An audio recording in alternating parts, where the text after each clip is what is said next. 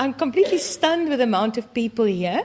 I see you all as old as I am. Now we actually know a lot and we can enjoy a lot. Isn't that what happens when you grow older? I just took this day. I saw that life is interesting and that's why we're all here. This little Egyptian goose, she wasn't in the pool the other morning, about 2 weeks ago, and she had 10 chicks. And we can see that now she has 4. Then it's the day of the stormers.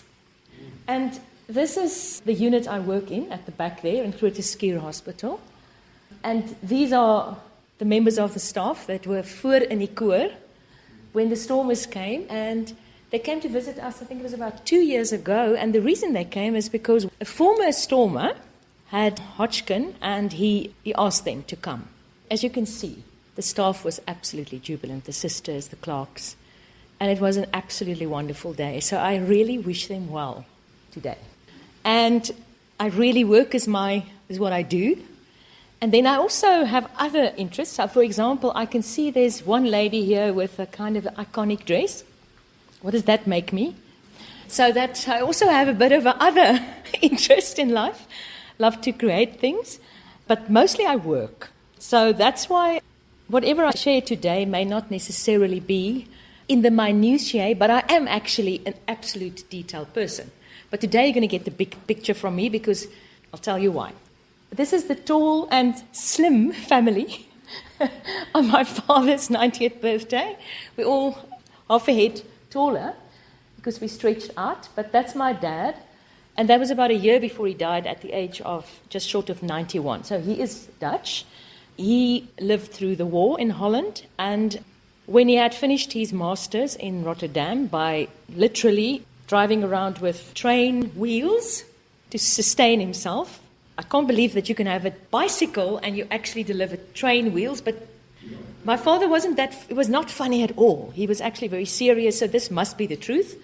Anyway, so then he finished his degree and he got a job at the Netherlands Bank of Amsterdam or the Netherlands Bank of Pretoria. And he took the one in Pretoria. So he came out, he did his doctorate as an economist, and he loved movement of people. He loved it. Trains, boats, also all the routes in South Africa. He's got these Afrikaner books that's just on my shelf. So this is my father's influence, and I'm going to show you what his influence was. This is my mum, and one of my friends once said to me, "Your mum is a genius, did you know?" I said, "Oh?" She said, "Yes, a genius at patchwork and quilting, because she went back to Malcolm Gladwell." So Malcolm Gladwell is one of my favorite thinkers, and I read that book long ago, but it's an amazing book, and it tells us that Bill Gates didn't become Bill Gates somewhat because of his genealogy and where he was, what he was surrounded with, what his parents exposed him to, and how hard he worked at something. My mum never had the chance to do a degree. She could never study. She was orphaned in her teenage years. She was the youngest of 8. She was born in the Depression. So it was so interesting to hear that my mum was actually a genius because she had spent what Malcolm Gladwell says. I think it's 5,000. Is it 5,000 hours or 10,000? 10,000.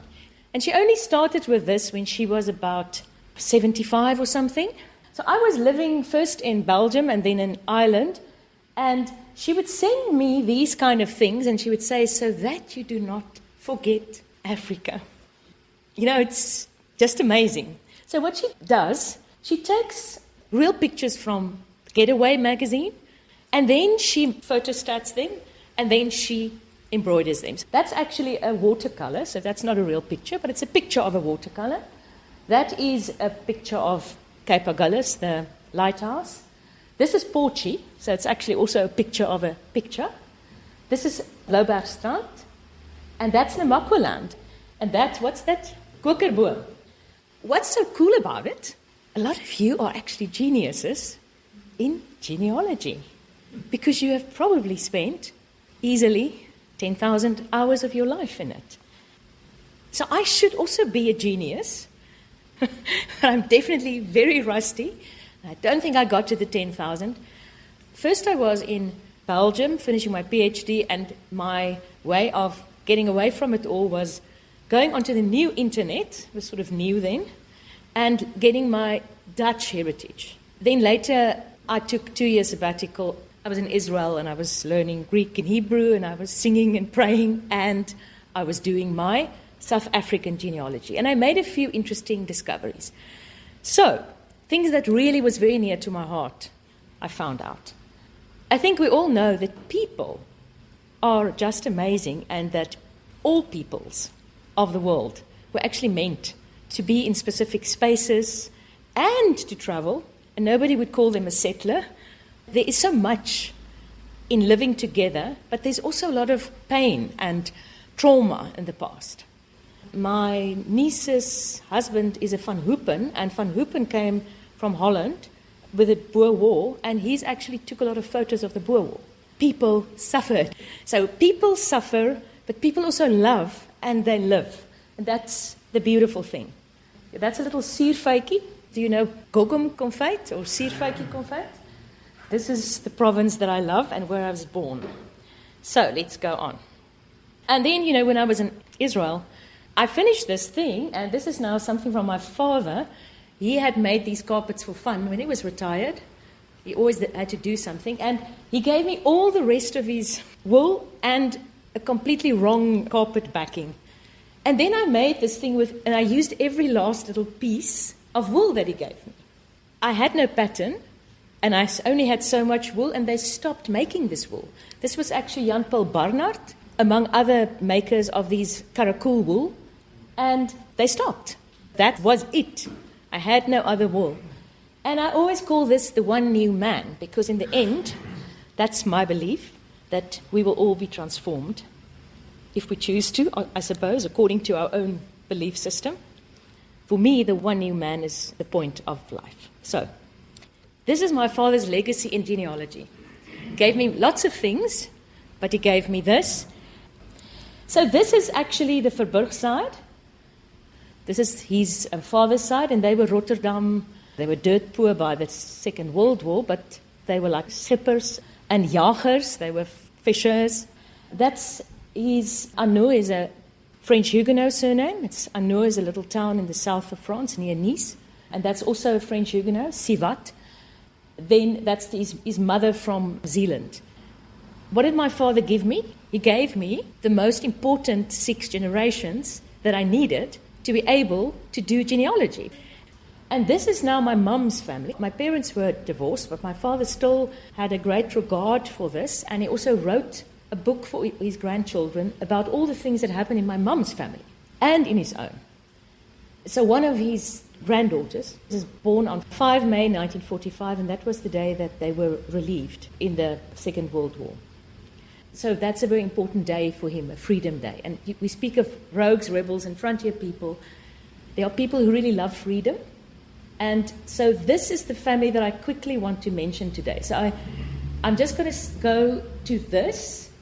I have lots of questions here. I have questions about, am I really related to the woman who, guilty or not, was throttled, garroted, and a lover impaled because he was black? Is she really a foremother of mine or not? I came here for answers and for really to get answers to questions. Is that the right lineage? Because now and then, as you know, it's a bit difficult. There's many De Beers with the same name.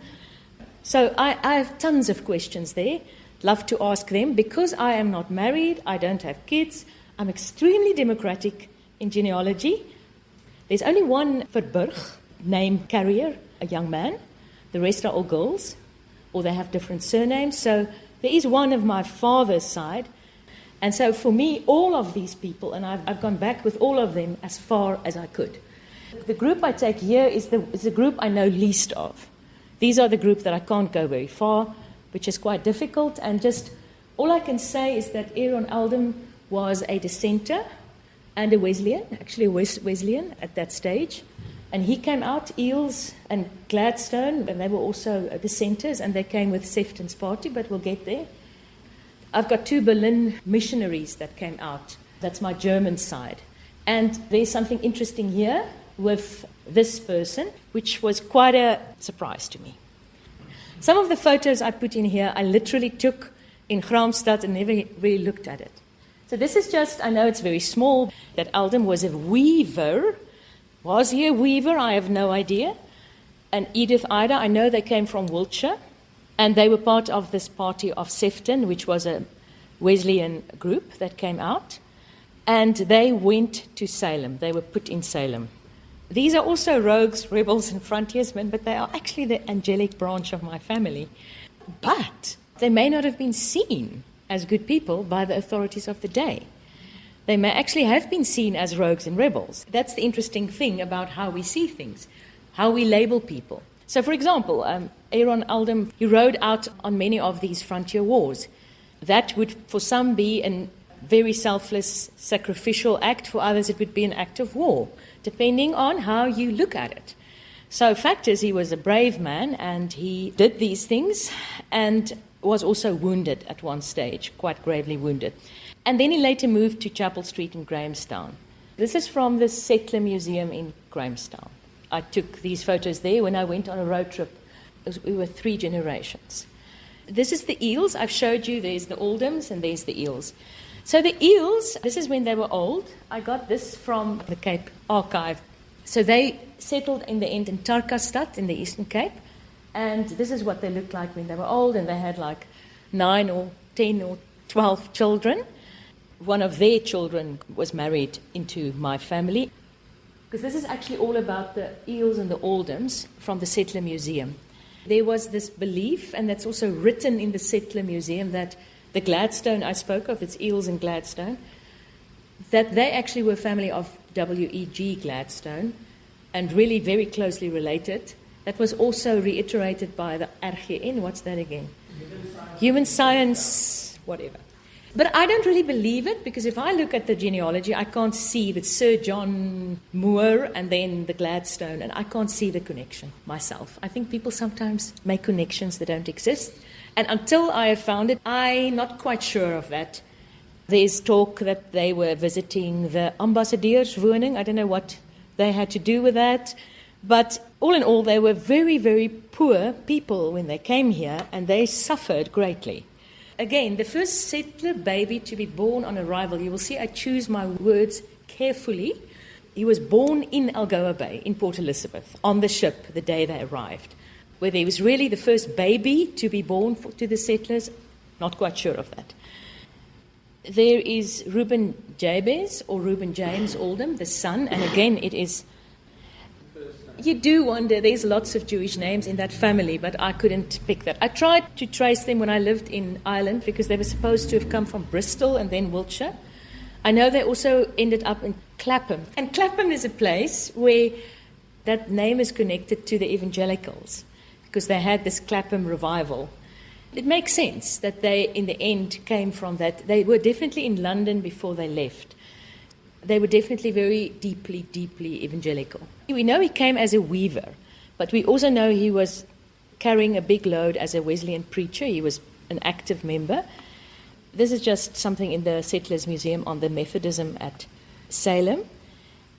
This is just an idea of Salem, and the road trip we did was through Graafreinet to Grahamstown and to Salem, which is down just like a half an hour or an hour down from Grahamstown. So this is just written about the Salem settlers. Many of them moved up to Grahamstown. There's a very sad story that I read when I went to Salem of one of these settlers. They had almost no food. People were fighting from all sides. It was very hard. And one father and his son walked all the way to Cape Town. Guess what happened when they got to Cape Town? They just brought them back to Salem. They just brought them back. So you can see here that Aaron James Aldum was a partner in the printing firm of Aldum and Harvey, which produced the official Eastern Province Government Gazette during its 3-year existence, from 1838. So 3-year existence. It didn't look like this business was that prosperous. This is confirming when Reuben James Aldum died. And this was when we went to Salem. This is the little house in which he lived. This is actually Salem. And I went there with my mother and my sister and her eldest daughter. You can see this is still the church. I earlier showed you the slave bell that my mother had embroidered. It wasn't only for slaves, it was also for churches. Nothing ever needs to get a label. So here is a beautiful bell that's still at Salem. My sister also did another trip with me where we actually ended up learning a bit more of the other side of the family. That's now the German side. So we all know that there was Smith that came to Genadendal. So he came and he was sent back, isn't it, after a few years.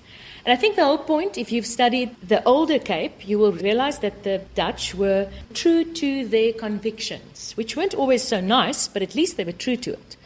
What's interesting about these people is that they were the rebels. And Salem was a kind of a frontier, but these people were real frontiers people, and they were real rebels, and they were also seen as rogues and as troublemakers. Christophe Sass was in an evangelical school in Berlin, Reverend Jannika or something like that, and the first bishop in Jerusalem, Protestant, also came from there, and Christophe came here with his wife, Johanna.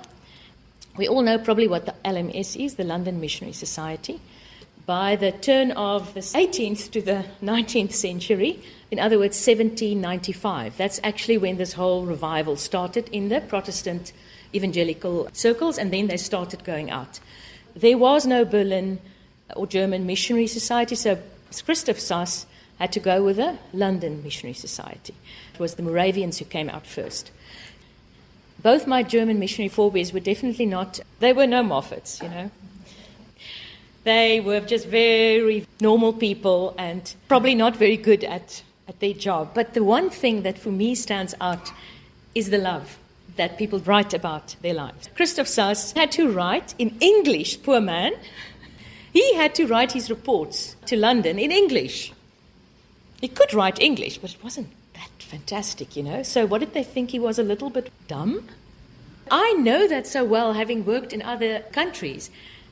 So I think this type of people, they were really, really judged for their work. Christophe and his wife Johanna from Berlin, they served their first missionary post. They traveled up with other missionaries, also lots of stories. It took them more than a year to get to Pella or Silverfontein. But he started there on the west, and then he traveled all along the Orange River from mission station to mission station. And while he was serving there, one of the LMS superintendents came past. There was 2 books. So the first book, he writes about Johanna and Christophe being there at Adam Kokskraal and how they are serving this Buster Kaptein, Griqua leader or whatever. Those days it wasn't called Griqua, it was a Buster of Bastard or Oorlam. This superintendent writes that he's never seen a leather hat made better outside of Europe, and leather shoes, so Christophe was good with his hands, and that him and his wife were talking extremely intelligently and happily about their new setting, but you can think it was hard. Then the first evening she got toothache, and the next day she had fever and toothache.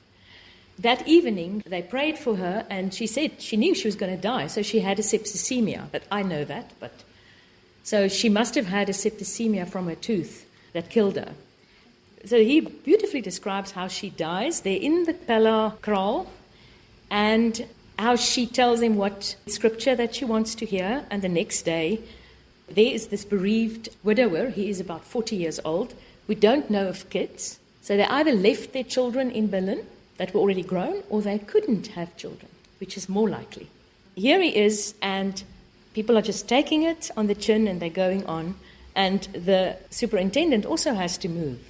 Then, in 1817, he marries a specific kaptein's daughter. But my father didn't know that. My father thought that the mother of my mum's side, of that mother, was actually Johanna Melck from Berlin. It wasn't. Johanna died, and he married 3 years later. As he was moving up, and he came in contact with another Buster Kaptein. They had it very hard. So what this is about is just how incredibly hard it is. And here you can see at the end it says, Sass was married with an English woman. No, unless Caatjie could speak English very well. But why I believe that she really was not an English woman, I know that the first wife died, and I know that the second wife that he married about 3-4 years later was the daughter of a kaptein.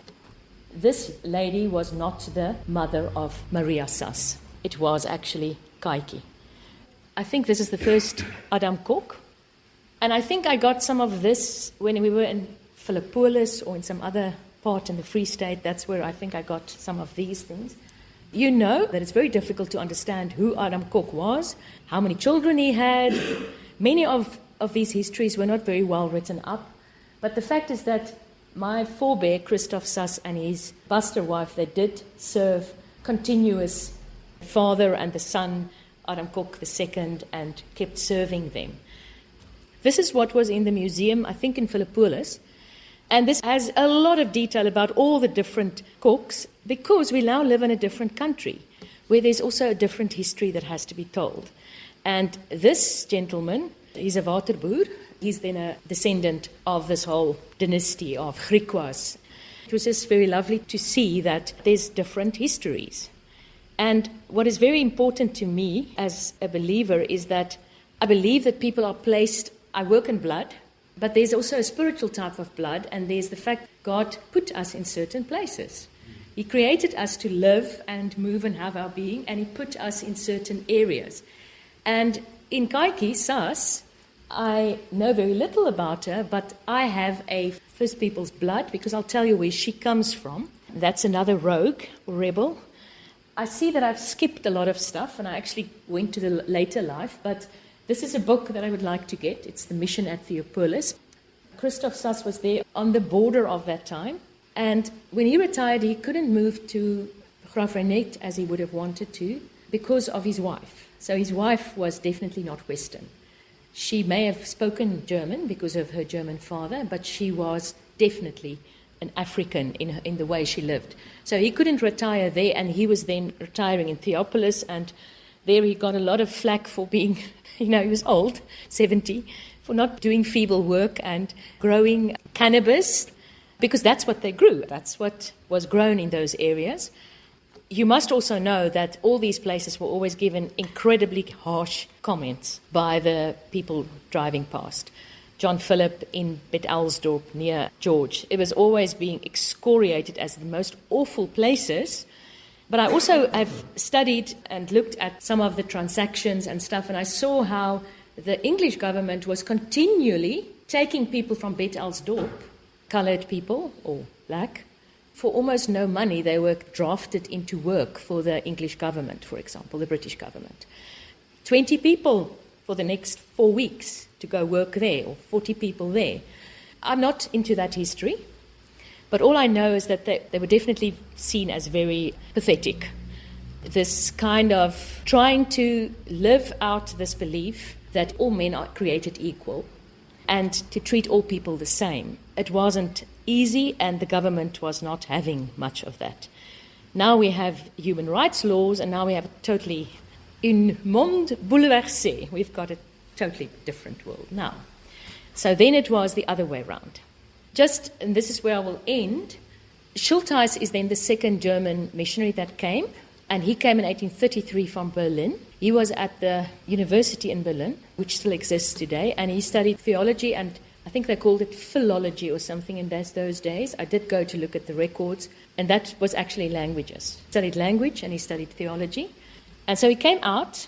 The interesting thing, here's a little Andrew Murray thing. Although Andrew Murray had, I think, 16 kids, he also made place in his home for these two coloured German and English-speaking daughters of Sass, Maria and Johanna, and two German missionaries who came out, married them, and they remained lifelong friends. Wuras worked, I think it was Botanian in the Free State. He laboured there his whole life. Julius Schultheiss was like a superintendent of missionary work. He also doesn't get much honour in the history books. Seems he was also quite pathetic at what he was doing. The history is written by a specific person. He was too weak, too kind. But if I look back at how the homes of these people were described, these interesting people on the front lines, and on the front lines of race, on the front lines of peoples, German, Dutch, Kuranas and Namas, because the father of Caatjie was actually Engelbrecht, and he's the one who went off the Olifants River. It was a Guillaume mother, and it was the Engelbrecht father. And he went up and he was like a rebel and he was shot. And nobody knows, was he shot by the Bushmen or was he actually shot by the powers that be? And he had a wife that was a Nama. And it's those kids, they were all christened and they all learned to read and write. One of these boys became the first missionary in the Dutch Reformed Church. He was accepted in one of the towns up Swartland or somewhere there. He was accepted as a Dutch Reformed missionary. The first man of mixed blood that was actually accepted in that way. He was the uncle of Caatjie. So, and then just for me, interesting, back to Julius, my great-great-great-grandfather. He decided to go back to Berlin in 1881 and to become a doctor. Many German missionaries became doctors. Many of the London Missionary Society missionaries became grootwildjagters. Did you know that? So you had a choice, kind of. You either took the low road and you kept, like Christophe Sass, working in a small little town where you had 6 converts. Julius's missionary station was burned up to the ground twice in the Eastern Cape. So you either stayed that or you became somebody else. And it's written up that the Germans became doctors by learning from books. Because what did Julius Schultheiss do half the time when he was in his missionary station in the Eastern Cape on that border? What did he do half the time? He dealt with sick people and mothers giving birth. So they were all actually quite good at it, as good as can be, and many of them never went to study it. They became doctors. Bloemfontein is absolutely riddled with German street names that are the people that this forebear names in his letters to his British son-in-law. Kellner Street was near where I lived when I specialized there. He was a doctor there and he was a German missionary. And then there was Fichard Park in Bloemfontein, it's a very well-known place. That was the partner of his son-in-law in Edinburgh in commerce.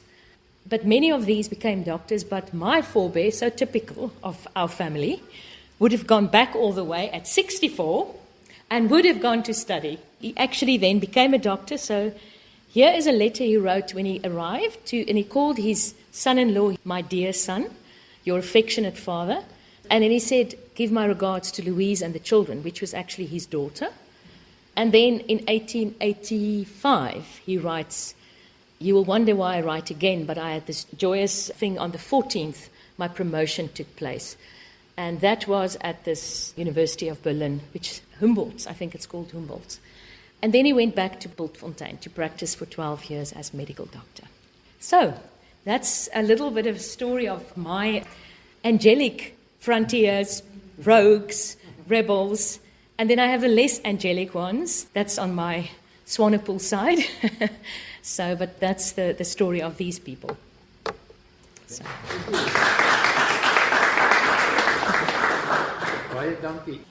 I must thank you. Thank you. Thank you for being here and for being a community, and I hope I'm going to learn from you. Of course. Baie dankie. Ons gaan net nog 'n foto of twee neem. Daar's tee en alles daar buite. Baie dankie.